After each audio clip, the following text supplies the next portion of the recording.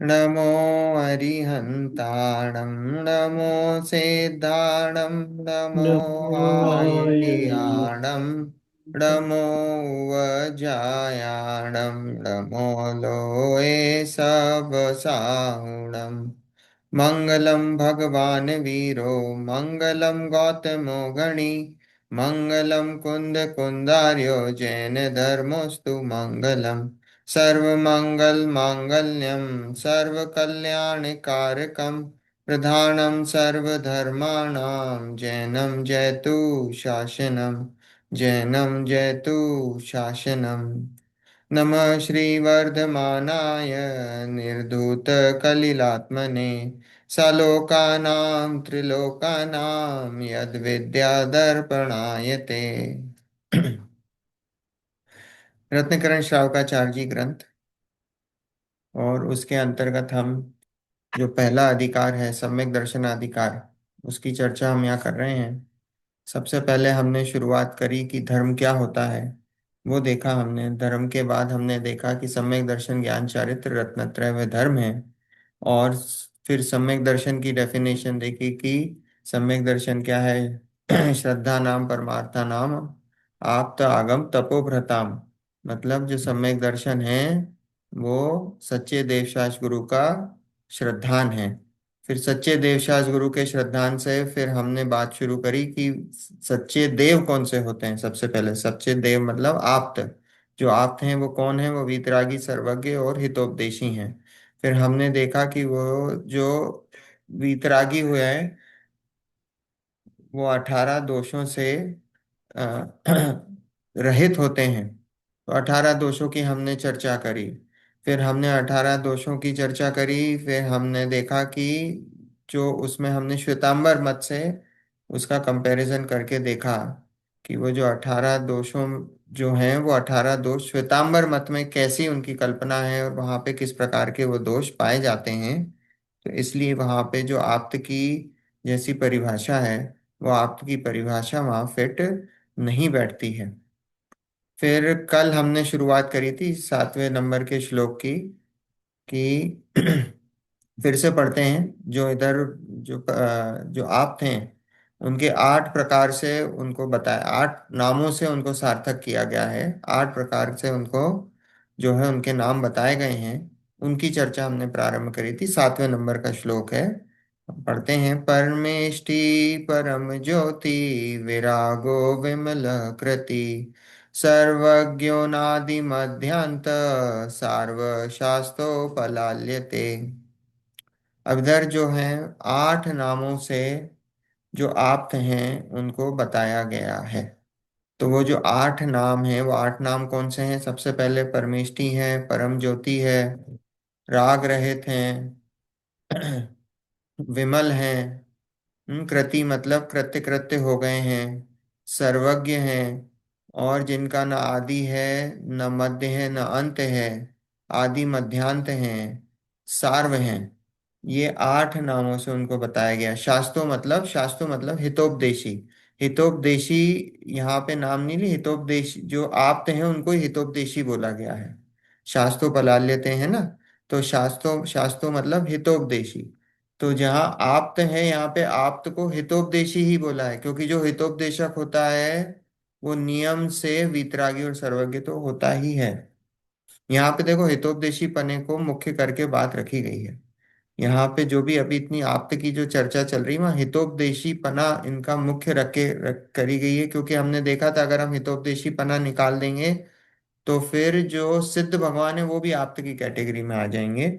यहाँ पे हमको अर्यंत को ही आप्त लेना है। तो अर्यंत को आप्त लेना है तो इसलिए हितोपदेशक पना यहाँ पे मुख्य रखा गया है। तो यहाँ 8 नामों से उनकी चर्चा की गई है।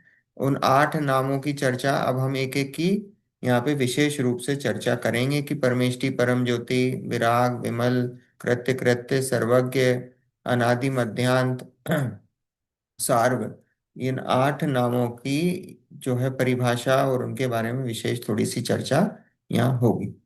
देखो अर्थ, जो अर्थ सहित इन 8 नामों को सार्थक करता है उसे शास्ता कहते हैं। शास्ता मतलब हितोपदेशक, हितोपदेशक मतलब आप्त।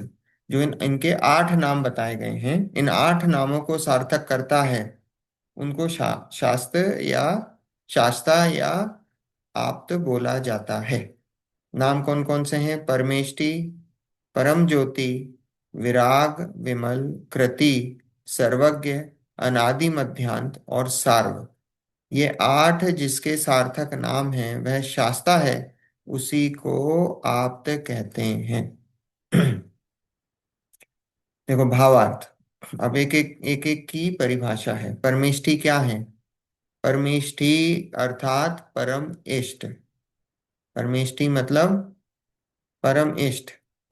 अब आए, परमेष्टि क्या है? परमेष्टि की डेफिनेशन क्या है? परमेष्टि कौन है? परम पद में स्थित हो, वो भी परमेष्टि हैं। और जो परम इष्ट हैं वो भी परमेष्टि हैं। अब जो नमोकार मंत्र है, नमोकार मंत्र में किसको नमस्कार किया गया है?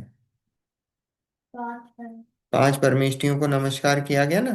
तो 5 परमेष्टियों को नमस्कार किया गया है। 5 परमेष्टि कौन से? अर्यंत, सिद्ध, आचार्य, उपाध्याय और साधु। ये 5 परमेष्टि हैं। और उनको नमोकार मंत्र में हमने नमस्कार इसलिए किया है क्योंकि वो परम पद में स्थित हैं, इसलिए वो परमेष्टि हैं। वहां पे जो डेफिनेशन ली है वो क्या है? कि वो परम पद में स्थित हैं। परम मतलब समझते हो? परम मतलब उत्कृष्ट, है ना। उससे ऊंचा कोई पद नहीं है, उससे ऊंची कोई चीज नहीं है। परम मतलब वो है। और परम पद मतलब जो सबसे ऊपर उसमें स्थित है, परम पद में स्थित है, सबसे ऊपर वाले आसन पे विराजमान है। हम्म। तो परम पद में स्थित है वह परमेष्टि है। यहाँ पे परमेष्टि की डेफिनेशन ली है परम इष्ट। इष्ट मतलब किसे? इष्ट क्या होता है? जो चीज अच्छी अच्छी लगती वो इष्ट कहलाती है। पर यहाँ पे वो जो ये जो इष्ट जो अच्छी लगती वो वैसा इष्ट नहीं, यहाँ तो वो इष्ट का भी उत्कृष्ट फॉर्म लेना है। इष्ट का भी उत्कृष्ट फॉर्म लेना है। ऐसे ही नहीं जो चीज अच्छी लगती वो इष्ट। इष्ट में भी जो सबसे इष्ट हो, जो उत्कृष्ट हो, उसकी बात है।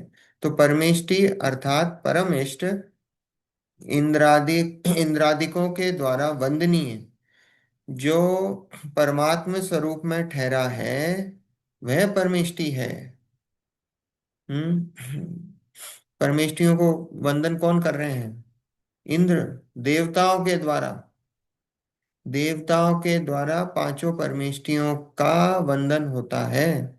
तो इंद्रादिकों के द्वारा वंदनीय जो परमात्म स्वरूप में ठहरा वह परमेष्टि है।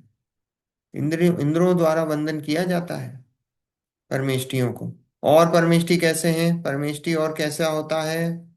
अंतरंग तो घातिया कर्मों के नाम से प्रकट हुआ है। अनंत ज्ञान, दर्शन, सुख, वीर्य स्वरूप अपना जो निर्विकार अविनाशी परमात्म स्वरूप उसमें स्थित है। और भाई में इंद्रादिक असंख्यात देवों द्वारा वंद्यमान समोशरण सभा के बीच में 3 पीठिकाओं के ऊपर दिव्य सिंहासन में 4 अंगुल अधर 64 चमरों सहित विराजमान, 3 छत्र आदि दिव्य संपत्ति से विभूषित इंद्रादिक देव और मनुष्यों आदि निकट भव्यों और धर्मोपदेश रूप अमृत का पान करता हुआ जन्म मरण के दुखों का निराकरण करता हुआ विराजमान है। ऐसे भगवान आप को परमेष्टि कहते हैं। देखो इतनी बड़ी परमेष्टि की डेफिनेशन क्या बोला। परमेष्टि कैसे होते हैं? कि अंतरंग तो घातिया कर्मों के नाश से प्रकट हुआ है। घातिया कर्म कौन से हैं? हवा। ज्ञानावर्णी, दर्शनावर्णी, मोहिनी और अंतराय। ये 4 प्रकार के घातिया कर्म हैं। इन घातिया कर्मों के नाश से, इन घातिया कर्मों के नाश से जो अंतरंग स्वभाव जो प्रकट होता है वो वो उनके प्रकट होता है। इनके परमेष्टियों के कौन से? अभी कौन से परमेष्टि की बात चल रही है? अरियंत परमेष्टि की बात चल रही है। ठीक है। तो वो तो अंतरंग तो घातिया कर्मों के नाम से प्रकट हुआ है। अनंत ज्ञान नाम नहीं होना चाहिए, नाश होना चाहिए। नाश से प्रकट हुआ है, या नाम छपा हुआ है। तो अंतरंग तो घातीय कर्मों के नाश से प्रकट हुआ है। अनंत ज्ञान, दर्शन, सुख, वीर्य स्वरूप अपना जो निर्विकार, अविनाशी परमात्म स्वरूप उसमें स्थित है, और बाह्य में इंद्रादिक असंख्यात देवों द्वारा वंद्यमान, समोशरण सभा के बीच में तीन पीठिकाओं के ऊपर। देखो अंतरंग में तो क्या बोला कि अनंत ज्ञान, दर्शन, सुख और वीर्य। अनंत ज्ञान कब प्रकट होगा? जब ज्ञानावरणी कर्म का नाश होगा। अनंत दर्शन कब प्रकट होगा? जब दर्शनावरणी कर्म का नाश होगा। फिर सुख, सुख कब प्रकट होगा? अनंत सुख कब प्रकट होगा? कि मोहिनी कर्म का नाश होगा। और अंतराय कर्म के नाश से अनंत वीर्य प्रकट होगा। तो ऐसे अनंत ज्ञान, दर्शन, सुख और वीर्य, हम्म, स्वरूप अपना जो निर्विकार, निर्विकार मतलब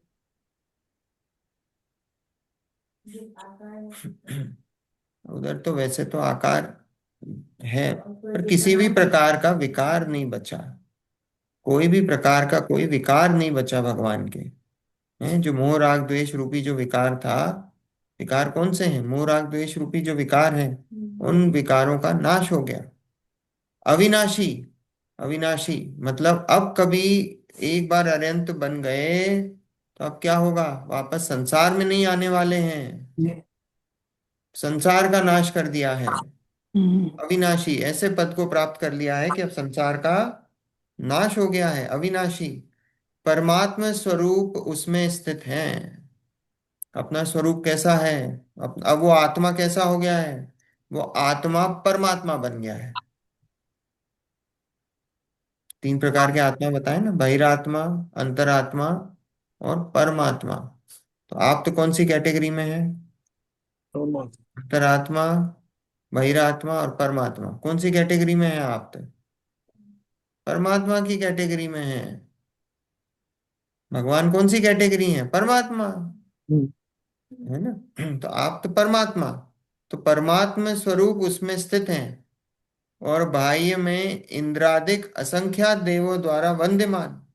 और बाहर में क्या दिखाई दी? तो सब अंदर की बात चल रही है कि परमात्मा बन गए, विकारों का नाश हो गया, अविनाशी पद को प्राप्त कर लिया है, अनंत दर्शन, ज्ञान, सुख, वीर्य, ये जो आत्मा के गुण हैं, इनको पूर्ण रूप से प्रकट कर लिया है, वो पूर्ण विकसित हो गए हैं, पर्याय में दिखाई दे रहे हैं। ये तो सब अंदर में काम हुआ।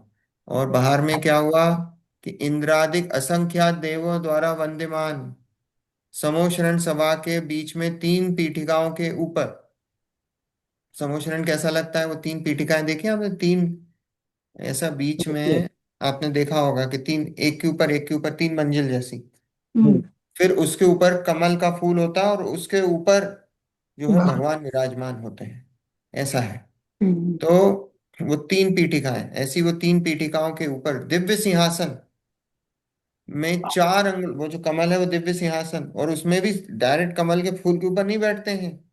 वो कमल के फूल से 4 अंगुल ऊपर, इतनी जगह होती है, 4 अंगुल बराबर हवा में होते हैं। कमल के फूल पे विराजमान नहीं है।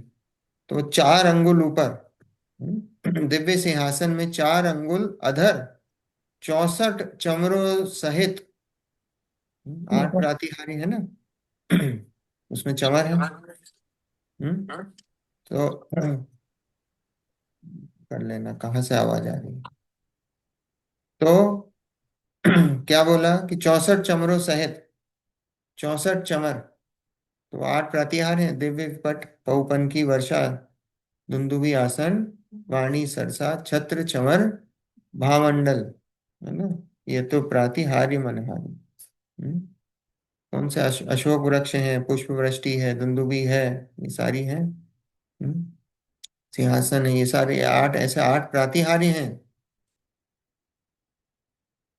छत्र है, चमर है, भामंडल है, ऐसे ही 8 प्रातिहार्य हैं। उसमें 8 प्रातिहार्य में चंवर है। तो 64 चंवर ढोते हैं कौन? देवता लोग। इंद्र चंवर ढोते हैं, देवता लोग चंवर ढोते हैं। तो 64 चंवरों सहित विराजमान तीन छत्र आदि दिव्य संपत्ति से विभूषित। तीन छत्र होते हैं, आपने देखे होंगे छत्र भगवान के ऊपर। तीन छत्र ऐसे छत्र होते हैं, वो भी आठ प्रातिहारी है। संपत्ति से विभूषित इंद्रादिक देव और मनुष्यों आदि निकट भव्यों को धर्मोपदेश रूप अमृत का पान कराता हुआ। हम्म, जो समूह शरण में आते हैं वो कौन होते हैं? वो सब निकट भव्य होते हैं। वास्तव में निकट भव्य इन द सेंस कि जो भगवान के उपदेश को प्रीति पूर्वक सुनते हैं, हम्म, वो सब निकट भव्य हैं। भव्य कौन? भव्य की डेफिनेशन। हाँ, मोक्ष तो जा सकते हैं, पर अब आए क्या है? हाँ, जाएंगे तो हैं ही। हाँ, एट वन पॉइंट वो तो सही है।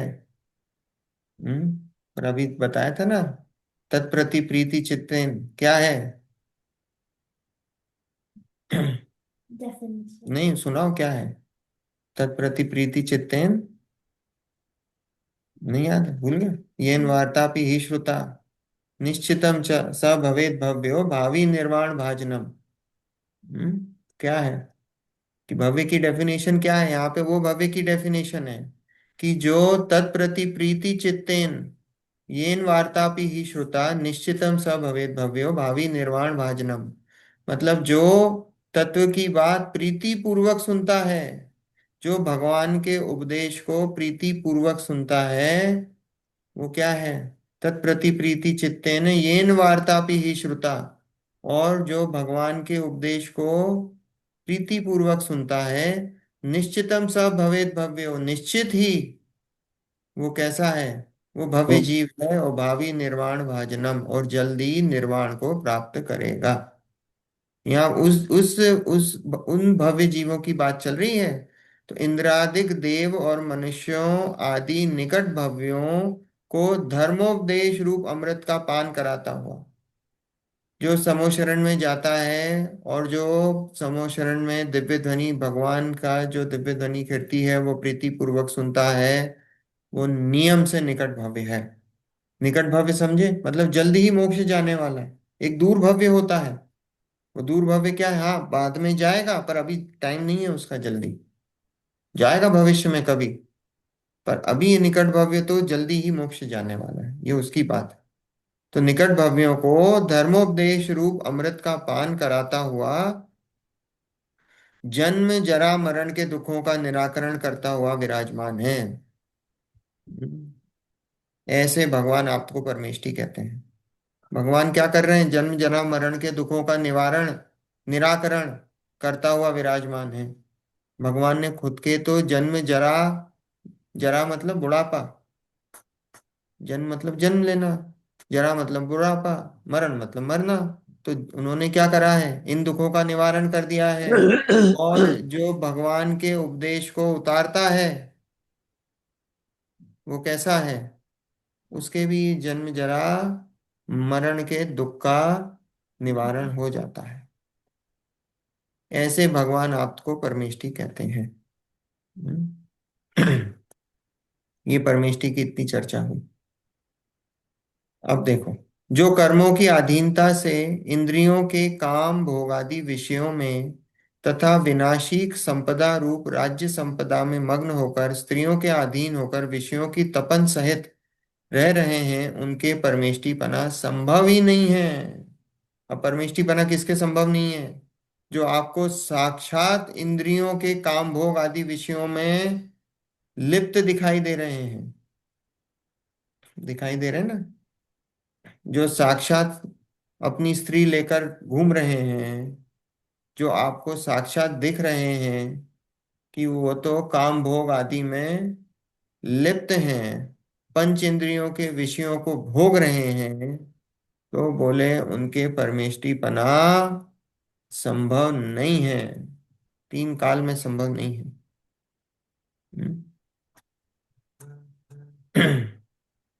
जो परम ज्योति है, अब पर दूसरा परम ज्योति, परम ज्योति है जिसके परम अर्थात आवरण रहित, ज्योति अर्थात अतीन्द्रिय, अनंत ज्ञान में लोक अलोकवर्ती समस्त पदार्थ अपने त्रिकालवर्ती अनंत गुण पर्यायों के साथ युगपत प्रतिबिंबित हो रहे हैं, ऐसे भगवान परम ज्योति स्वरूप आप हैं। अन्य जो इंद्रिय जनित ज्ञान से अल्प क्षेत्रवर्ती वर्तमान स्थूल पदार्थों को क्रम क्रम से जानता है, उसे परम ज्योति कैसे कहा जा सकता है? परम ज्योति की डेफिनेशन क्या? कि परम ज्योति नाम से ही समझ में आ रहा है, ज्योति मतलब ज्ञान। यहाँ पे भी ज्योति शब्द है, ज्योति मतलब ज्ञान से लेना। तो जो परम ज्योति है, जिसके परम अर्थात परम मतलब आवरण रहित, कर्मों का जो आवरण है अभी हमारे ऊपर, हमें क्यों नहीं केवल ज्ञान प्रकट हो रहा है? क्यों? अगर हम कर्म की अपेक्षा देखेंगे तो हमारे ऊपर ज्ञानावरणी कर्म का आवरण है, और उस आवरण के निमित्त से हमको केवल ज्ञान प्रकट नहीं हो रहा है। अब भगवान के ज्ञानावरणी कर्म का क्षय हो गया है, तो क्षय हो गया, नाश हो गया है, तो वो आवरण खत्म हो गया है। अब आवरण खत्म हो गया है तो क्या हुआ? कि वो पूर्ण ज्ञान प्रकट हो गया है, वो केवल ज्ञान प्रकट हो गया है। तो जिसके परम अर्थात आवरण रहित ज्योति अर्थात अतीन्द्रिय अनंत ज्ञान में, अनंत ज्ञान प्रकट हो गया है, केवल ज्ञान प्रकट हो गया है, अनंत ज्ञान में लोक अलोकवर्ती समस्त पदार्थ, लोक में और अलोक में, ये अपन चर्चा कर चुके हैं कई बार। लोक और अलोक, भगवान को सिर्फ लोक दिखाई दे रहा है कि अलोक भी दिखाई दे रहा है? हाँ। अगर आलोक नहीं दिखाई दे रहा होता तो हम कैसे मानते कि इस आलोक में सिर्फ एक ही लोक है? ऐसे कई लोक हो सकते हैं। हम्म। इसका मतलब उनको पूरा आलोक दिखाई दे रहा है, और उस आलोक के बीचों बीच एक लोक है वो दिखाई दे रहा है। पूरे आलोक में लोक है, वो एक लोक वो दिखाई दे रहा है। इसका मतलब सब कुछ दिखाई दे रहा है, लोक भी और लोक भी। हम्म। लोक मतलब जहाँ छह द्रव्य पाए जाते हैं, जीव पुद्गल धर्म अधर्म आकाश काल, ये छह द्रव्य जहाँ पाए जाते हैं वे लोक है। तो लोक और अलोकवर्ती समस्त पदार्थ, समस्त पदार्थ जितने भी पदार्थ हैं, लोक में और अलोक में जितने भी पदार्थ हैं, वो सारे पदार्थ अपने त्रिकालवर्ती अनंत गुण पर्यायों के साथ, उन सारे पदार्थों के अनंत गुण और उनकी अनंत पर्यायों के साथ युगपद प्रतिबिंबित हो रहे हैं। युगपद मतलब एक ही समय में, एक ही समय में युगपद प्रतिबिंबित हो रहे हैं। हम्म। प्रतिबिंबित अपन ने देखा था ना पहले श्लोक में। हम्म। नमः श्री वर्धमानाय निर्धूत कलिलात्मने स लोका नाम त्रिलोका नाम यद विद्या दर्पणायते। यद विद्या दर्पणायते पे हमने चार प्रकार से देखा था कि भगवान को हम, वो जो ज्ञान है वो वो जो मिरर होता है, दर्पण होता है, वो दर्पण से हमने कैसे कंपेयर करा था? तो वो यहाँ पे लगा लेना कि युगपत प्रतिबिंबित हो रहे हैं। युगपत मतलब एक साथ प्रतिबिंबित हो रहे हैं दर्पण के समान। दर्पण में जैसी वस्तुएं झलकती हैं, वैसे ही यहाँ पे भगवान के ज्ञान में जो तीन लोक के पदार्थ हैं, वो तीन लोक के पदार्थ प्रतिबिंबित हो रहे हैं। ऐसे भगवान परम ज्योति स्वरूप आप हैं। अन्य जो इंद्रिय जनित ज्ञान से अल्प क्षेत्रवर्ती वर्तमान स्थूल पदार्थों को क्रम क्रम से जानता है, उसे परम ज्योति कैसे कहा जाता है, कहा जा सकता है? और बोले कि जो दूसरे जो अपने आप को भगवान बोलते हैं, वो कैसे जान रहे हैं? बोले वो तो इंद्रिय से जान रहे हैं। इंद्रिय मतलब ये पांच इंद्रिय ना, उसमें नेत्र से, कान से, स्पर्शन रसना घ्राण चक्षु और कर्ण, ये जो पांच इंद्रियां हैं, इन पांच इंद्रियों के माध्यम से जो है जगत के पदार्थों को जान रहे हैं। तो इन पांच इंद्रियों के पदार्थों से अगर जगत के पदार्थों को जान रहे हैं, और अल्प क्षेत्रवर्ती मतलब यहाँ तो लोक और अलोक पूरे को जानते हैं, अल्प क्षेत्र मतलब थोड़ा सा क्षेत्र, उन थोड़े से क्षेत्र के पदार्थों को जानते हैं और सिर्फ ओनली वर्तमान में जानते हैं। तो बोले स्थूल पदार्थों को वर्तमान स्थूल पदार्थों को क्रम क्रम से जानते हैं। इधर क्या बोला, हमारे भगवान कैसे जानते हैं, युगपद जानते हैं। और इधर क्रम क्रम से, क्रम क्रम मतलब एक के बाद एक के बाद एक के बाद एक के बाद एक, ऐसे जानते हैं, क्रम क्रम से जानते हैं। तो बोले उन्हें परम ज्योति कैसे कहा जा सकता है, उन्हें परम ज्योति नहीं बोला जा सकता है। जिसे मोहिनी कर्म का नाश होने से, समस्त पर द्रव्यों में राग द्वेष का अभाव होने से वांछा रहित परम वीतरागता प्रकट हुई है, वह वस्तु का सच्चा स्वरूप जान लेने पर किसमें राग करेगा और किसमें द्वेष करेगा। मोहिनी कर्म का नाश हो गया है। मोहिनी कर्म के नाश से क्या हुआ, समस्त पर द्रव्यों में राग द्वेष का अभाव हो गया है। देखो अपने यहाँ पहले सर्वज्ञ पने से पहले वीतरागता बताई है, एक समय पहले पूर्ण वितरागता होती है, उसके बाद सर्वज्ञ बना बताया गया है। तो क्यों बताया गया है, अगर पहले सर्वज्ञपना हो जाए ना तो राग द्वेष शुरू हो जाए वो एक समय में ही। तो इसलिए पहले वितरागता है और फिर सर्वज्ञपना है। हम्म। तो मोहिनी कर्म का नाश होने से, समस्त परद्रव्यों में राग द्वेष का अभाव होने से, मोहिनी कर्म के नाश से समस्त परद्रव्यों में क्या हुआ, राग द्वेष का अभाव हो गया। आत्मा में जो विकारी भाव थे, मोह राग द्वेष का नाश होने से वांछा रहित परम वीतरागता प्रकट हुई। वांछा रहित मतलब किसी प्रकार की इच्छा नहीं है। वांछा, वांछा मतलब इच्छा, इच्छा ही समाप्त हो गई। तो बोले परम वीतरागता प्रकट हुई है, वह वस्तु का सच्चा स्वरूप जान लेने पर किसमें राग करेगा और किसमें द्वेष करेगा।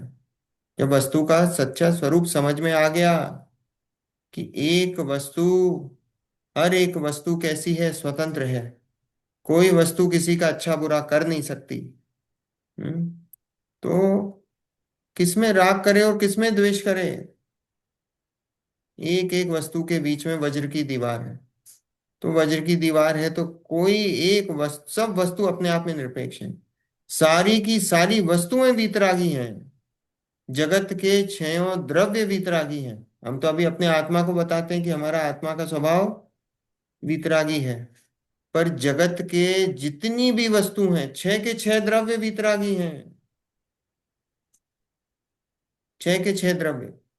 क्यों, क्योंकि कोई किसी में हस्तक्षेप कर ही नहीं सकता है, ताकत ही नहीं है। हम भी नहीं कर सकते हैं, बस हमारी मान्यता में है कि हम हस्तक्षेप कर सकते हैं। ये मान्यता का दोष है। हम्म। हम ये मान बैठे हैं कि हम दूसरे का फेरबदल कर सकते हैं, सुधार बिगाड़ कर सकते हैं। ये सब मान्यता का दोष है। वास्तव में कर कुछ नहीं सकते हैं। तो देखो, ये वस्तु का सच्चा स्वरूप जान लेने पर किसमें राग करेगा और किसमें द्वेष करेगा। जैसा वस्तु का स्वभाव है, कैसा राग द्वेष रहित जानना है, ऐसे विराग नाम सहित अत्यंत ही आप हैं। बोले वस्तु का स्वरूप कैसा है, बोले राग द्वेष रहित है, और वैसा जानना, तो ऐसा विराग नाम सहित अत्यंत ही आपने, भगवान ने ऐसा जान लिया है, तो इसलिए उनका नाम विरागी है, विराग है। जो कामी विषयों में आसक्त, गीत नृत्य वाद्यों में आसक्त, जगत की स्त्रियों को लुभाने में, बैरियों को मारकर लोगों में अपना शूरपना प्रकट करने की इच्छा सहित है, उनको विरागपना संभव नहीं है। कौन, कौन, अभी देखो ये सब निर्णय करने वाली बात है। हम कभी दूसरे, अगर किसी ने बताया हमको कि साहब ये हमारे भगवान हैं, इनसे जो मांगो वो देते हैं, हमने जो मांगा आज तक हमारी सारी इच्छाएं पूरी करी। अब हमारे पास ये थर्मामीटर है नापने के लिए। हम्म। तो ये नापने के लिए हमने देखा कि पहले 18 प्रकार के दोष, कि ये 18 प्रकार के दोष अगर उनमें हैं तो हम सीधे बोल देंगे भैया ये आपकी डेफिनेशन में नहीं। फिर हमने जो 8 नाम यहाँ बताए हैं, परमेष्टि हैं, विरागी हैं, विमल हैं, उनमें देखा तो हमको सामने अगर दिख रहे हैं दोष, तो बोले ये आप्त नहीं है, ये आपकी डेफिनेशन में फिट नहीं बैठते हैं, ये आप्त नहीं है। हम्म। तो बोले हमारे भगवान नहीं है, हमारे पूजने लायक नहीं है। तो जो कामी विषयों में आसक्त, गीत नृत्य वाद्यों में आसक्त, जगत की स्त्रियों को लुभाने में, बैरियों को मारकर लोगों में अपना शूरपना प्रकट करने की इच्छा सहित है, उनको विरागपना संभव नहीं है। मानते ना कि वैदिक धर्म में क्या मानते हैं कि जब यहाँ पृथ्वी पर बहुत अपराध बढ़ गया तो क्या हुआ कि उनके भगवान को जन्म लेना पड़ गया, अवतार लेना पड़ गया। और अवतार लेने से क्या हुआ कि बैरियों को मारा, जो यहाँ पे उपद्रव मचा रहे थे उनको मारा, और अपना शूरवीरपना प्रकट करा उन्होंने। वो शूरवीर प्रकट पना प्रकट करा। तो बोले वो थोड़ी भगवान है, उनको विरागपना संभव कैसे है? और वो पूजते उनको उसी अवस्था में है। पूछते ना, धनुष लिए हुए, त्रिशूल लिए हुए, कहीं किसी को मारते हुए, कहीं किसी का सर हाथ में है। हम्म। तो बोले उनके वितरागीपना कहाँ से संभव है? वो तो साक्षात रागी द्वेषी दिख रहे हैं हमको। बोले उनके संभव नहीं है, तो वो आप तो नहीं है। जिनका काम क्रोध मान माया लोभादि भावमल नष्ट हो गया है, ज्ञानावरणादि कर्ममल नष्ट हो गया है, मूत्र पुरीश पसेव वात पित्तादि शरीर मल नष्ट हो गया है, निगोदिया जीवों से रहित, छाया रहित, कांति युक्त, क्षुधा तृषा रोग निद्रा भय विस्मय आदि रहित परम औदारिक शरीर में विराजमान वे भगवान आप अत्यंत ही विमल हैं। अन्य जो काम क्रोध आदि मलों सहित हैं वे विमल नहीं है। विमल शब्द का, विमल शब्द में क्या बताया? क्रोध मान माया लोभ, ये चार कषाय है। भावमल, ये भावमल है। बोले उनका नाश हो गया है। और कर्ममल का नाश हो गया है। ज्ञानावरण आदि जो चार कर्म है, घातिया कर्म, ज्ञानावरण आदि कर्ममल नष्ट हो गए हैं। अब देखो उनके चार अघातिया कर्म बचे हैं। और वो चार अघातिया कर्म हैं, वो चार अघातिया कर्म भी कैसे हैं? वो भी अपने आप नाश हो जाएंगे। वो भी मल है एक प्रकार के, पर उनका भी नाश धीरे धीरे हो जाएगा। यहाँ बोला ज्ञानावरणादि कर्म मल नष्ट हो गए हैं। मूत्र पुरीश, पुरीश मतलब मल, मल मूत्र होगा ना, तो मल मूत्र पसे पसीना वात पित्तादि, कफ जो होता है, पित्त आदि जो भी है शरीर मल, वो नष्ट हो गया है। निगोदिया जीवों से रहित, निगोदिया जीवों से रहित। अब देखो हमारा जो शरीर है, इस शरीर के अंदर ये जो औदारिक शरीर है ना, इस औदारिक शरीर में अनंत निगोदिया जीव है। इस औदारिक शरीर में अनंत निगोदिया जीव है। तो ये जो शरीर हम जो शेयर कर रहे हैं ना, ये शरीर अकेला हमारा नहीं है, ये शेयर्ड प्रॉपर्टी है। इसमें अनंत निगोदिया जीव है। ये निगोदिया जीव भरे पड़े हैं। पर भगवान का कैसा है कि जैसे ही आप्तपना होता है तो इस शरीर के अंदर जितने भी निगोदिया जीव हैं वो चले जाते हैं। वो चले जाते हैं। अब शरीर में किसी भी प्रकार के कोई निगोदिया जीव नहीं बचे हैं। वो शेयरिंग खत्म हो गई है। निगोदिया जीवों से रहित हो जाता है वह शरीर। तो निगोदिया जीवों से रहित, निगोदिया जीव क्या है? एक इंद्रिय जीव। कौन से एक इंद्रिय जीव? पांच एक प्रकार के सांस में अगर हम स्थावर लेंगे तो कौन से हैं? पृथ्वी कायक, वनस्पति जल। कायक, जल कायक, वायु कायक, वनस्पति का अग्नि कायक, हाँ वनस्पति कायक। और वनस्पति कायक में भी कौन से? साधारण वनस्पति, बता रहा।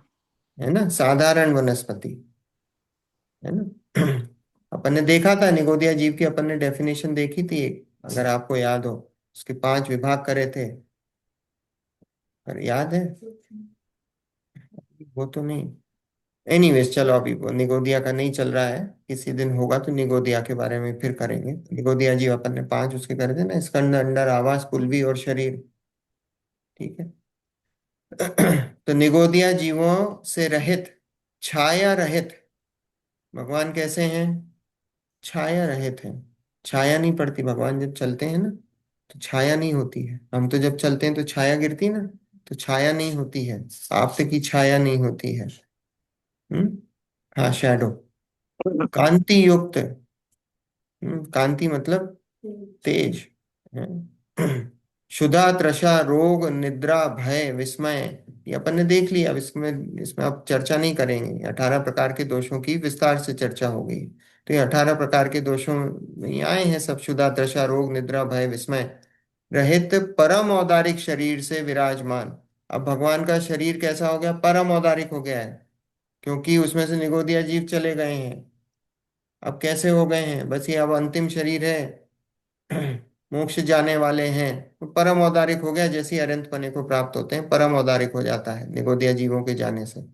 परम औदारिक शरीर में विराजमान वे भगवान आप्त अत्यंत ही विमल हैं, मल रहित हैं। अन्य जो काम क्रोध आदि मलों सहित हैं वे विमल नहीं है। जिन्हें कुछ करना बाकी नहीं रहा, जो शुद्ध अनंत ज्ञानादिमय अपने स्वरूप को प्राप्त होकर व्याधि उपाधि रहित कृत्य कृत्य हुए, वे भगवान आप ही कृति है। ये अपन ने कल देखा था, भगवान को करने लायक क्या बचा है अब? क्या काम करने लायक बचा है? कोई काम नहीं बचा है। भगवान को करने के लिए कोई काम बचा है तो उपदेश देना है मुझे, लोगों का उद्धार करना है मुझे। हाँ? भगवान उद्धार करते हैं किसी का? समूह तो नहीं लगा हुआ नहीं। है। समूह तो लगा हुआ है, दिव्य ध्वनि खेल रही है, तो कहीं ना कहीं तो आता होगा ना कि मैं जीवों का उद्धार करूं जो यहाँ आ रहे हैं। कम से कम हमें कैसा परिणाम आता है? हमें सहज तो होता है। हाँ, हमें तो परिणाम आता है। कैसा कि भाई जो आए, स्वाध्याय से जुड़े, तत्व चर्चा से जुड़े, जो भगवान ने जो बात बताई है वो बात सुने, अपना उद्धार करें, जीवों का कल्याण हो। सब जीवों का कल्याण हो। हम्म। ऐसे भगवान को आता है क्या परिणाम? नहीं। नहीं आता है। कुछ भी काम करने के लिए नहीं है। अरे तीर्थंकर तो जब मुनि अवस्था में भी होते हैं ना तो मौन होते हैं। उस समय भी किसी के कल्याण की बात नहीं आती है। एक शब्द नहीं बोलते हैं, मुनि बन जाते हैं उसके बाद। एक प्रवचन नहीं होता है। आप सोचो। हम्म। तो बोले कुछ भी करने लायक काम नहीं बचा है, कृत्य कृत्य हुए भगवान आप ही कृति हैं। कुछ काम करने लायक नहीं है, बस जो काम हो रहा है उनकी आत्मा में जानने देखने का, बस वही काम चल रहा है। आप ही कृति हैं, वही काम कर रहे हैं, वही जो काम जानने देखने का है स्वभाव का, बस वही काम चल रहा है। अन्य तो जन्म, और देखो यहाँ लिखा व्याधि उपाधि रहित, किसी प्रकार की कोई व्याधि नहीं और कोई किसी प्रकार की कोई उपाधि की चाहत नहीं कि समूह शरण में ऊपर बैठे हैं, तीर्थंकर हैं, लोग पूज रहे हैं, बहुत बड़ी उपाधि मिली हुई है। नहीं, किसी भी प्रकार की कोई उपाधि से लेना देना नहीं है। अन्य जो जन्म मरण आदि सहित चक्र आयुध त्रिशूल गदा आदि सहित कनक कामनी में आसक्त, भोजन पान काम भोगादिक की लालसा सहित शत्रुओं को मारने की आकुलता सहित वे कृति नहीं है। अन्य तो कैसे हैं कि भाई उनको पृथ्वी पर उतरना पड़ा, अवतार लिया, जन्म भी लिया, फिर जन्म के बाद मरण भी हो गया, फिर आ जाएंगे। फिर कभी भी यहाँ पे अपराध बढ़ गए पृथ्वी पर, फिर जन्म लेना पड़ेगा, फिर जो है मरण को प्राप्त होंगे। तो बोले वो ऐसा काम नहीं है, वो आप तो नहीं हो सकते। और जो चक्र सामने दिख रहे हैं, चक्र लिए हुए हैं, धनुष लिए हुए हैं, त्रिशूल लिए हुए हैं, गदा लिए हुए हैं, कनक कामनी सोना, सोना चांदी पहने हुए हैं, उसमें आ सकते हैं, मतलब परिग्रह में आ सकते हैं, स्त्रियों में आ सकते हैं, भोजन पान। आपने देखा होगा दूसरे दूसरे धर्मों में क्या होता है, कभी भी भोग खाना अच्छा बनता है, भोग चढ़ाते हैं भगवान को। पहले भगवान को भोग चढ़ाते हैं फिर कुछ खाते हैं, फिर खुद भोजन करते हैं। इसका मतलब पहले भगवान को भोजन जो है परोसा, भगवान को ऑफर करा, और फिर खुद खाते हैं। बोले वो तो खुद भूखे हैं, भगवान भूखे हैं, उनको भूख प्यास की वेदना चल रही है, तो वो कैसे भगवान? तो भोजन पान काम भोग आदि की लालसा सहित शत्रुओं को मारने की आकुलता सहित है। वो आए इसलिए कि शत्रुओं को मारना है। बोले वे कृति नहीं है, वे कृत्य कृत्य नहीं है, इनके अभी तो बहुत काम बाकी है, वो कहाँ से आप्त हो सकते हैं। जो इंद्रिय आदि परद्रव्यों की सहायता रहित युगपत समस्त द्रव्य गुण पर्यायों को क्रम रहित प्रत्यक्ष जानते हैं, वे भगवान आप ही सर्वज्ञ हैं। अन्य जो इंद्रियाधीन ज्ञान सहित हैं वे सर्वज्ञ नहीं। ये परम ज्योति जैसे ही है, उसी का ही समझ लो सिनोनिम यहाँ पे सर्वज्ञ। कि इंद्रिय आदि, यहाँ इंद्रियों की अपेक्षा से बोला है कि इंद्रिय आदि परद्रव्यों की सहायता रहित। इंद्रियों की सहायता नहीं है भगवान को। भगवान सभी पदार्थों को प्रत्यक्ष जानते हैं। और हम पदार्थों को कैसे जानते हैं? परोक्ष जानते हैं। प्रत्यक्ष और परोक्ष। प्रत्यक्ष मतलब डायरेक्ट। परोक्ष मतलब हमें कोई ना कोई मीडियम चाहिए। जैसे हम फॉर एग्जाम्पल कोई चीज हम चश्मे की सहायता से देख रहे हैं, तो चश्मे की सहायता से देख रहे हैं तो बीच में एक मीडियम लगा चश्मा। तो वो जो चश्मा मीडियम लगा वो परोक्ष हो गया, हम परोक्ष देख रहे हैं क्योंकि बीच में एक मीडियम लगा है। तो हम परोक्ष किसी पदार्थ को देख रहे हैं। और प्रत्यक्ष होगा तो हम डायरेक्ट देखेंगे। ऐसे ही भगवान पदार्थों को कैसे जानते हैं? प्रत्यक्ष जानते हैं। कोई मीडियम की जरूरत नहीं है हमें। परोक्ष में इंद्रियों की सहायता लगती है, इंद्रियों की सहायता से। तो बोले कि भगवान सब पदार्थों को प्रत्यक्ष जानते हैं, इंद्रियों की सहायता नहीं लगती है। युगपत मतलब एक साथ जानते हैं। समस्त द्रव्य गुण पर्यायों को क्रम रहित, सारे पदार्थों के जितने जितने भी द्रव्य हैं उनकी गुण, उनकी अनंत अनंत पर्याय, भूतकाल वर्तमान और भविष्य की जितनी भी पर्याय हैं एक साथ एक समय में प्रत्यक्ष जानते हैं, वे भगवान आप ही सर्वज्ञ हैं। अन्य जो इंद्रियाधीन ज्ञान सहित वे सर्वज्ञ नहीं। जिनका जीव द्रव्य की अपेक्षा तथा ज्ञान दर्शन सुख वीर्य गुणों की अपेक्षा आदि मध्य अंत नहीं है, इसलिए अनादि मध्यांत हैं। दूसरे अर्थ में भगवान आप अनादि काल से हैं और कभी अंत को प्राप्त नहीं होंगे, इसलिए अनादि मध्यांत हैं। जिनके मत में आप्त का जन्म मरण जीवन का नवीन उत्पन्न होना तथा जीव के ज्ञानादि गुण नवीन उत्पन्न होना मानते हैं, उन्हें अनादि मध्यांतपना नहीं बनता है। अब चर्चा किसकी है? अनादि मध्यांत। तो बोले कि जिनका जीव द्रव्य की अपेक्षा तथा ज्ञान दर्शन सुख वीर्य गुणों की अपेक्षा आदि मध्य अंत नहीं है। देखो हमारे आत्मा में जो गुण हैं, वो गुण कैसे हैं, कैसे फैले हुए हैं? हर जगह ज्ञान गुण ऐसा नहीं है कि सिर्फ हम बोलते हैं ना हम दिमाग से सोच रहे हैं। तो कोई सोचे कि भाई आत्मा के प्रदेश तो सब जगह हैं, जहां जहां बॉडी है वहां वहां आत्मा के प्रदेश है, पर जो ज्ञान है ना वो सिर्फ यहाँ है। वो ज्ञान गुण कहाँ है? वो इधर सिर्फ माथे में है, क्योंकि यहीं से सोचते हैं हम। नहीं। हाथ से तो सोचते नहीं है, पैर से सोचते नहीं है, सोचते कहाँ से हैं? यहाँ से दिमाग से सोचते हैं। तो ज्ञान गुण कहाँ होना चाहिए? तो बोले ज्ञान गुण सिर्फ यहाँ यहाँ होना चाहिए, बाकी कहीं नहीं होना चाहिए, पर ऐसा नहीं है। हर एक एक प्रदेश पर अनंत गुण है। जितने गुण हैं एक एक प्रदेश पर वो अनंत गुण मौजूद है। हाथ में भी ज्ञान गुण, पैर में भी ज्ञान गुण, कंधे में भी ज्ञान गुण, जहां जहां आत्मा है, जहां जहां आत्मा फैला हुआ है वहां वहां अनंत गुण है। अनंत गुण फैले हुए हैं, उनमें कोई क्रम नहीं है, अक्रम ही है। अक्रम बोला जाता है, कोई क्रम नहीं है उनमें। हम्म। तो यहाँ पे जिनका जीव द्रव्य की अपेक्षा तथा ज्ञान गुण सुख, जीव द्रव्य की अपेक्षा कल अपन ने देखा था। जीव द्रव्य की अपेक्षा मतलब ये जीव द्रव्य मतलब जो त्रिकाली द्रव्य है, ना उसका आदि है ना मध्य है ना अंत है।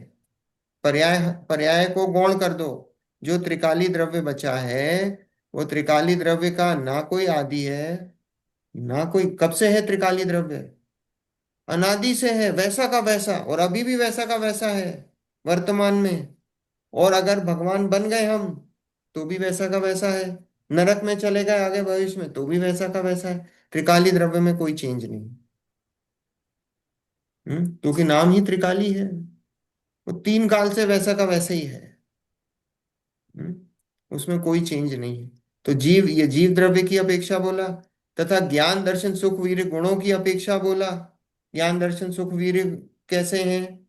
वो भी पूरे आत्मा में अक्रम रूप से फैले हुए हैं। और कब से हैं? बोले ना कोई उनका आदि है, ना मध्य है, ना अंत है। कब से हैं? अनादि से हैं, अभी भी हैं, अनंत काल तक रहेंगे। और आत्मा में कैसे फैले हुए हैं? हम ये नहीं बोल सकते कि ये जो ज्ञान गुण है ये इसका बीच का सेंटर पॉइंट है। सभी जगह फैला हुआ है। सब जगह जहां जहां आत्मा है वहां वहां ये गुण फैले हुए हैं। ना कोई इनका आदि है, ना मध्य है, ना अंत है। और दूसरे अर्थ में क्या बोला कि भगवान आप तो अनादि काल से हैं। आप तो कब से हैं? कि बोले अभी वर्तमान चौबीसी तो अभी ये एक कितनी पुरानी है? बोले एक कोड़ा कोड़ी सागर पुरानी है। आदिनाथ भगवान एक कोड़ा कोड़ी सागर पहले हुए थे। तो एक कोड़ा कोड़ी सागर, पर उसके पहले हुई थी कि नहीं चौबीसी? हुई थी। उसके पहले हुई थी चौबीसी? हुई थी। तो कब से हो रही है? तो बोले अनादि से हो रही है। और भविष्य में अनंत चौबीसियां होगी। तो इन आप्त का भी कोई, ना कोई बिगिनिंग है ना कोई एंड है। तो ना, जब ना कोई बिगिनिंग है ना एंड है तो उनका सेंटर भी नहीं निकाल सकते हो। क्योंकि जिस चीज का ना कोई बिगिनिंग है ना कोई एंड है तो उसका सेंटर पॉइंट भी नहीं निकलता है। बात आ रही समझ में? कितने तरीके से यहाँ बताया कि ना उनका आदि है, ना मध्य है, ना अंत है। जिनके मत में आप्त का जन्म मरण जीवन का नवीन उत्पन्न होना तथा जीव के ज्ञानादि गुण नवीन उत्पन्न होना मानते हैं, उनमें अनादि मध्यांतपना नहीं बनता है। और जो ऐसा मानते हैं आप्त में जन्म मरण होता है, जीव का नवीन उत्पन्न होना मानते हैं, जीव का नाश मानते हैं, और फिर नवीन उत्पन्न होना मानते हैं, और जीव के ज्ञानादि गुण नवीन उत्पन्न होते हैं, तो बोले उनका अनादि मध्य और अंतपना नहीं बनता है। क्योंकि वो तो जीव का नाश मानते हैं और फिर नया जीव उत्पन्न हुआ ऐसा मानते हैं। तो बोले उनका अनादि मध्यांतपना नहीं बनता है। देखो, जिनके वचन व काय की प्रवृत्ति समस्त जीवों के हित के लिए होती है, वे भगवान आप्त सार्व कहलाते हैं। अन्य जो काम क्रोध संग्राम आदि हिंसा प्रधान समस्त पापों द्वारा स्वपर के अहित में प्रवर्तन करते हे कराते हैं, उनको ऐसा नाम ही संभव नहीं है। अब सार्व की डेफिनेशन है। सार्व मतलब समस्त जीवों के हित का उपदेश देते हैं। समस्त जीवों के हित का उपदेश देते हैं। अब देखो, यशोधर मुनिराज हुए। यशोधर मुनिराज के ऊपर श्रेणिक राजा श्रेणिक ने सांप डाल दिया मरा हुआ। और मरा हुआ सांप डाल दिया। और फिर उसके बाद क्या हुआ कि उपसर्ग हुआ। और 3 दिन बाद जो है चेलना रानी आई, उन्होंने उपसर्ग को दूर करा। अब जब उन्होंने उपसर्ग को दूर करा तो जो राजा जो यशोधर मुनिराज थे, यशोधर मुनिराज ने धर्म वृद्धि का आशीर्वाद सिर्फ चेल्ला को दिया क्या? दोनों को दिया। दोनों को दिया है। तो क्या है कि हमारे ये कौन है? ये तो अभी साधु परमेष्टि की बात है।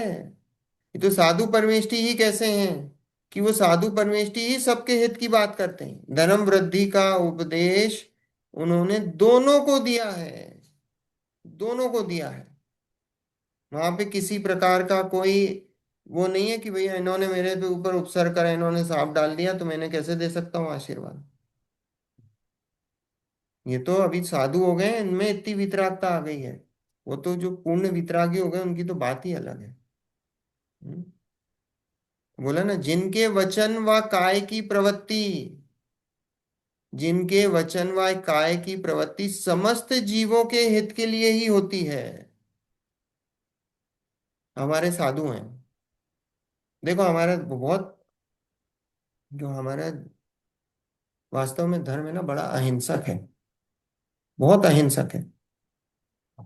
जो भी हमारे अब भगवान बन गए हैं वो कैसे हो गए हैं? वो पूर्ण रूप से अहिंसक हो गए हैं, किसी प्रकार की कोई भी हिंसा नहीं हो रही है।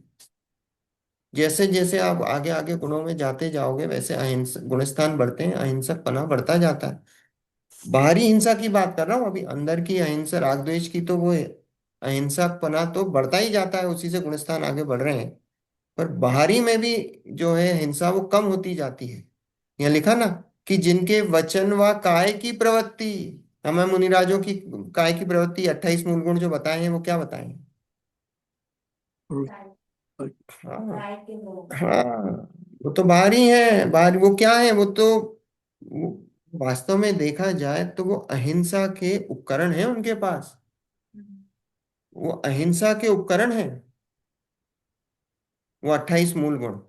वो क्या है? तो वो उससे हिंसा रुकती है, उन प्रवृत्ति से। तो जिनके वचन व काय की प्रवृत्ति समस्त जीवों के हित के लिए ही होती है। जब भी मुनिराज कोई वचन बोलते हैं तो किस लिए? हितमित प्रिय ही वचन बोलते हैं, फालतू की बातें नहीं करते। क्या मुनिराज से पूछो कि साहब अभी आप ये बताओ कि ईरान का युद्ध चल रहा है, तो आपके क्या विचार हैं? बोलेंगे क्या है। उनसे पूछोगे कि साहब हमारा बिजनेस चल रहा है, बोले क्या है। उनसे बोला हमारी बीवी से झगड़ा हो रहा है, बच्चा कहना नहीं माना, बोले क्या है। मौन हो जाएंगे। हम्म कि बोले साहब हमें लक्ष्मी नहीं आ रही, ये नहीं आ रही, वो नहीं, तुम मौन हो जाएंगे, बोले "ये क्या है"। वो कोई जवाब नहीं देंगे उसका। तो बोले जिनके वचन व काय की प्रवृत्ति समस्त जीवों के हित के लिए ही होती है, वे भगवान आप्त सार्व कहलाते हैं। अब इधर हित की बात है, मतलब ये मोक्ष मार्ग की बात है। जो भी वचन निकलेगा वो कैसा निकलेगा कि मोक्ष मोक्ष मार्ग को आगे प्रशस्त करे, वैसा वैसा वचन निकलेगा। वह आप्त सार्व कहलाते हैं। अन्य जो काम क्रोध संग्राम आदि हिंसा प्रधान समस्त पापों द्वारा स्वपर के अहित में प्रवर्तन करें या हे कराते हैं, मतलब झगड़ा कराते हैं, जो भी वो होगा झगड़ा कराते हैं, उनको ऐसा नाम ही संभव नहीं है। बोले काम क्रोध का ऐसा जो है उपदेश देते हो, आपस में झगड़ा करवाते हो, हिंसा करवाते हो, पाप करवाते हो, स्वपर के हित में प्रवर्तन करवाते हो, तो बोले उनका नाम आप्त संभव है ही नहीं। वो आप्त हो ही नहीं सकते हैं। है ना? देखो इन इस प्रकार 8 विशेषण सहित सार्थक नामों द्वारा शास्ता, शास्ता मतलब क्या देखा था हमने? हितोपदेशक, हितोपदेशी। तो शास्ता जो आप्त, उसका असाधारण स्वरूप कहा है। 8 नाम बताए हैं, कौन कौन से? परमेष्टि, परम ज्योति, विराग या वीतरागी, विमल, है ना? परमेष्टि परम ज्योति विरागो विमल कृति, कृति मतलब कृत्य कृत्य है। फिर सर्वज्ञ, सर्वज्ञो नादि मध्यांत, मतलब सर्वज्ञ, फिर जिनका न आदि न मध्य न अंत है, शास्तो शास्ति पलाल्यते। हम्म तो वो शास्ती मतलब ये नहीं, सार्व शास्त्रो पलाल्यते, सार्व शास्त्रो पलाल्यते, सार्व मतलब सर्व का हित करने वाले, शास्त्रो मतलब हितोपदेशी, वो कहलाते हैं। ठीक है, ऐसे ही 8 नाम बताए हैं, याद होने चाहिए। पता, पलाल्य मतलब कहलाते हैं। उपलाल लेते मतलब कहते हैं, उनको आप तो कहते हैं, हितोपदेशक कहते हैं। तो इस प्रकार 8 विशेषण सहित सार्थक नामों द्वारा शास्ता मतलब हितोपदेशक, जो आप्त उसका असाधारण स्वरूप कहा है। शास्त्रती शास्ता, इसका निरुक्ति अर्थ ऐसा है, जो निकट भव्य शिष्य हैं उन्हें जो हित की शिक्षा देवे, वह शास्ता कहलाता है। फिर से, जो निकट भव शिष्य है उन्हें जो हित की शिक्षा देवे, वह शास्ता कहला, शास्ता मतलब हितोपदेशक। और वो हितोपदेशक किनको उपदेश दे रहे हैं? जो निकट भव्य है। देखो ये अपनी बहुत, वास्तव में बहुत बड़ा पुण्य पका है। ये समूह शरण से कम नहीं है, जो अपन भगवान की जो वाणी है, समूह शरण में भी इससे कुछ अलग बात नहीं चल रही है। वही सात तत्व छह द्रव्य की चर्चा समूह शरण में चलती है। और अभी जो हमारे सामने जो जिनवाणी है, वो भी यही बात बता रही है। वहां पे भी सच्चे देवशास गुरु का स्वरूप चलता है। वहां पे भी सात तत्व, गुण स्थान, मार्गणा स्थान, सारी बातें यही चलेंगी। और क्या चलेंगी, चारों अनियों की चर्चा चलती है। समय सार की चर्चा चलती है। वहां पे कोई कोई दूसरी बात थोड़ी चल रही। वही की वही बात यहाँ पे चर्चा चल रही है। तो हम लोग भी कैसे हैं, अगर हम ये रुचि पूर्वक, अगर हमको ये बात रुचती है, ये बात हमको अच्छी लगती है, तो ये बात मान के चलना कि हम सब कैसे हैं, हम सब निकट भव्य हैं। पंचम काल चल रहा है। लोग कैसे पैसे के पीछे, पंच इंद्रियों के विषयों के पीछे भाग रहे हैं। दिन रात सिर्फ एक ही चीज दिखाई दे रही है, और कुछ दूसरी चीज दिखाई नहीं दे रही है। हम्म पांच इंद्रियों का विषय, यहाँ घूमने चले जाएं, ये सामान ले लें, ये विषय को भोग लें, ये पार्टी में चले जाएं, ये भोजन कर लें, ये कर लें। पूरी दुनिया इसमें पागल हुई हुई है।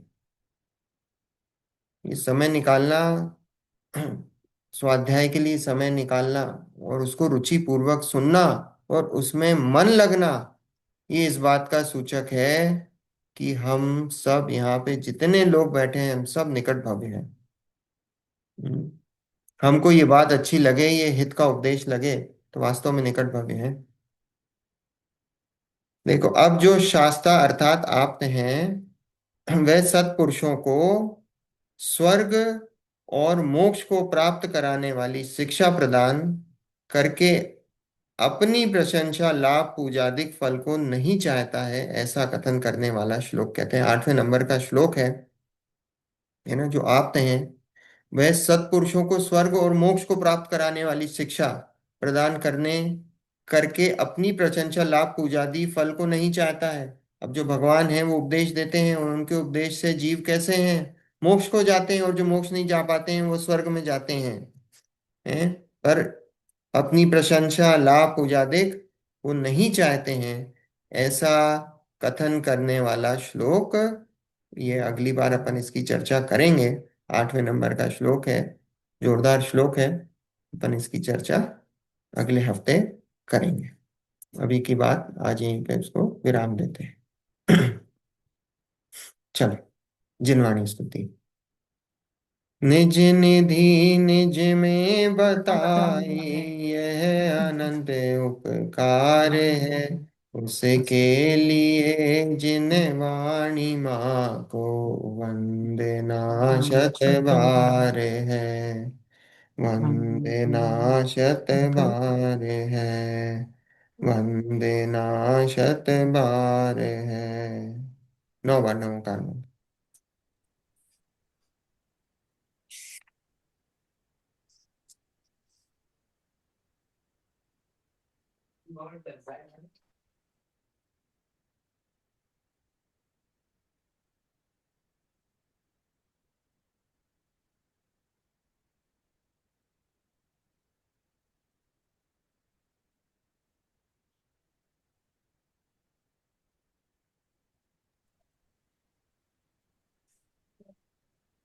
जय जिनेन्द्र। जय जय जिनेन्द्र। जय जिनेन्द्र। जय जिनेन्द्र। जय जय जिनेन्द्र। जय जय जिनेन्द्र। जिनेन्द्र। जय जिनेन्द्र।